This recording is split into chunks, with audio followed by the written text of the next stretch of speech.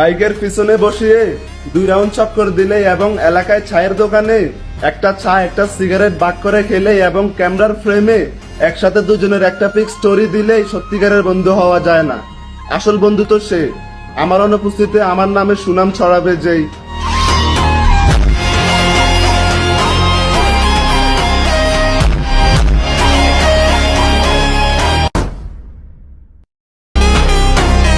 বাইকের পিছনে বসিয়ে 2 রাউন্ড চক্কর দিলে এবং এলাকায় চায়ের দোকানে একটা চা একটা সিগারেট ভাগ করে খেলে এবং ক্যামেরার ফ্রেমে একসাথে দুজনের একটা পিক স্টোরি দিলেই সত্যিকারের বন্ধু হওয়া যায় না।